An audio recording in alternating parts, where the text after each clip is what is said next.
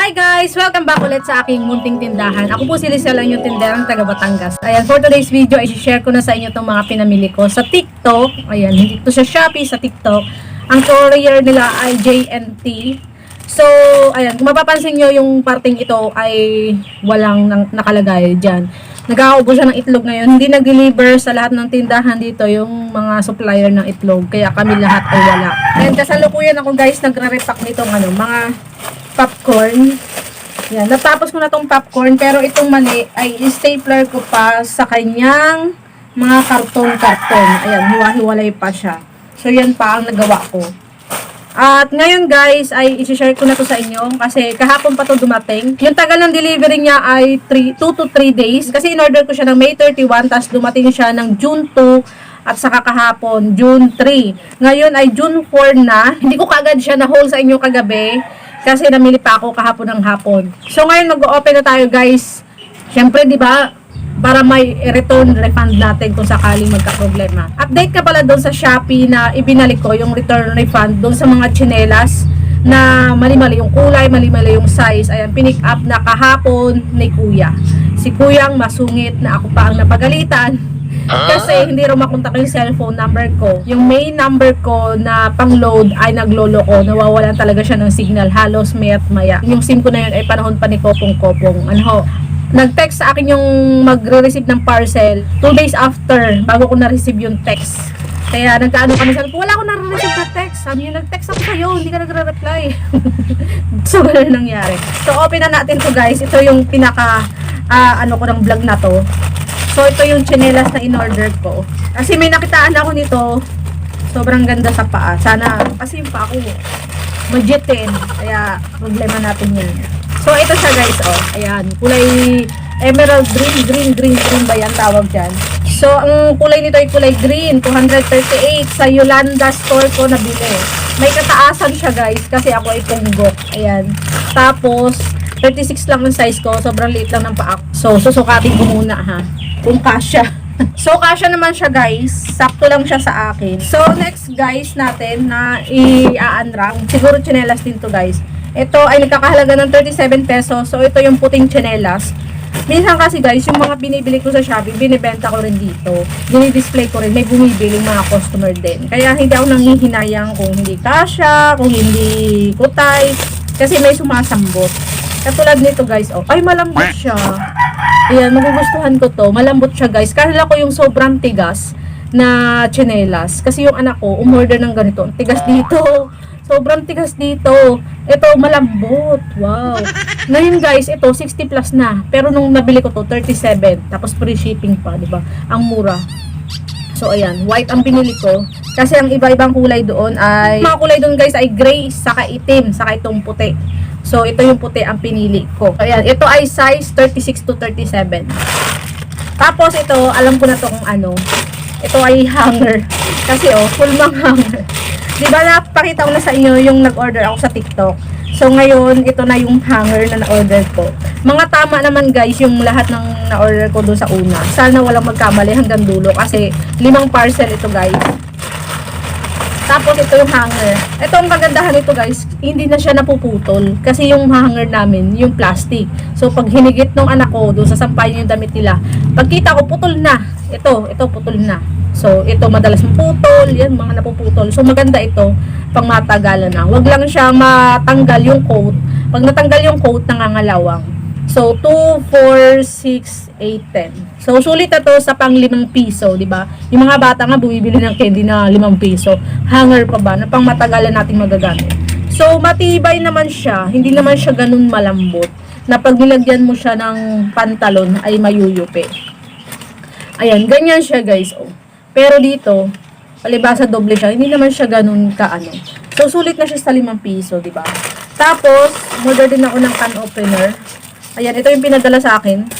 Kulay dilaw at saka kulay brown. 10 pesos each. So, ayan, ilalagay ko lang yan din dito.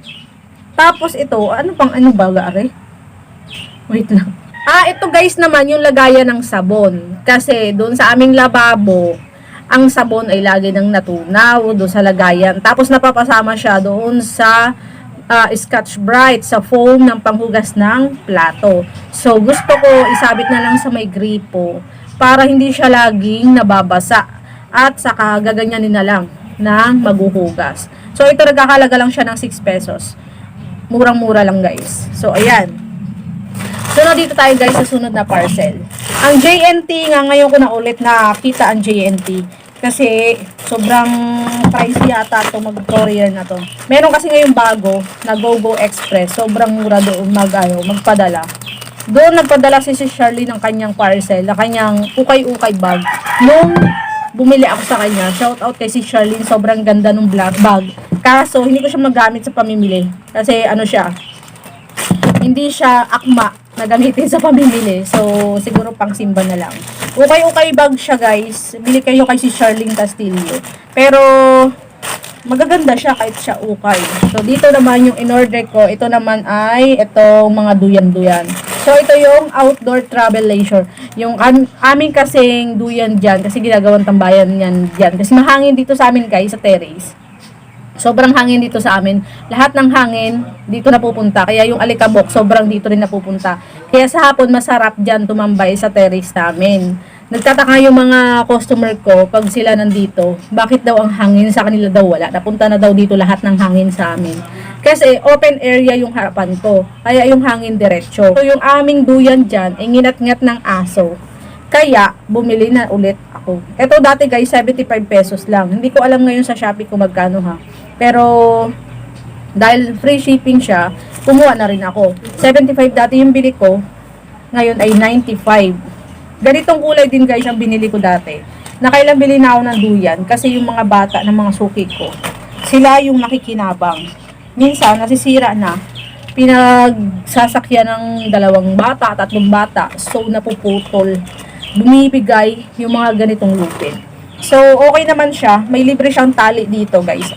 Ayan, hindi na natin problema yung bumili ng lubid kasi may tali na siya. Ang problema lang dito, ito ay pag nakita na naman ng bata, pupunta na naman sa terrace. So, dalawa yung lubid niya magkabilaan. So, mahaba din siya. Kaya hindi na natin problema yung panali. Ayan guys, para kung nag-online selling dito. Diba? Ayan, bili na kayo guys. So, ayan, ito yung ating isang in-order. Tapos, ito, ano gaare? Bubuksan muna natin. Ito guys ay nakakahalaga ng 40 pesos. So, pumapatak lang siya ng 4 isa. Ayan. Pwede nating ibenta kahit 10 piso, diba? O kaya 6 pesos. Ayan, pwede natin siyang ibenta kahit 7 pesos. O yan, oh, ang cute na niya. So, ito guys, marami naghahanap sa akin ito. Yung hair clip ko nga, na kulay itim, pinapatulan nila. Naghahanap sila sa akin ng hair clip. Wala akong maibigay na magandang design. So, ngayon ito, nakikita ko to sa mga teenager. Uso ngayon to. Tapos guys, ito, umorder din ako. Itong, ayan, cellphone holder. Ito ay nagkakahalaga lang ng 15 pesos. Hindi ko alam kung lata siya guys Katulad ito dyan ng pinapatungan ko. Kaso, mas malaki yun kesa dito. Ito kasi ay payat lang. Sana hindi ito bumibigay pag pinapatungan ng cellphone. So, ganito siya guys. Ayan, ganyan siya. Ayan. Pag manonood ka ng kawaiti mo, ganyan, nakaganyan siya. Testing nga natin kung matutumba. So, hindi siya natutumba kasi nakabalanse naman siya. Ayan. So, 15 pesos, may upuan na ang duwende sa inyo. Tapos, ito, bumili ako ng hair clip din. Ito ay nagkakahalaga lang ng 30 pesos, 10 piraso na siya guys. 30 pesos, 10 piraso na siya. Ayan, 3 pesos each lang. Pwede nating ibenta ng 5 pesos each. So, wala naman tayong shipping. So, hindi na tayo mag-add ng mas malaking price. In-order ko ito. Ano ba gaare? Ito, ang liit pala nito. Kitchen mini garlic grinder, food chopper, shredder, hand pull string. Ang haba. Ibig sabihin guys, pangdurog ng sibuyas, bawang. Tapos, ito ay hinihila. Siguro, hindi na kayo dito. Kasi, matagal na to sa Shopee. So, hinihila. May string siya, guys. Ayan. Para, pag kayo ay gagawa ng lumpiang Shanghai at kailangan yung gilingin, yung inyong carrots, ang inyong sibuyas, ang inyong bawang, wala palang sibuyas ang ito na lang gagamitin nyo. Yung ganito ko, guys, ay nasira. Yung di kuryente ko. Hindi na ako ulit bumili. Sayang ang pera. Hindi katulad nito, ito ay nagkakahalaga lang ng 45. Sana hindi siya agad masira. Pero, hindi nakakapanghinayang kasi mura lang.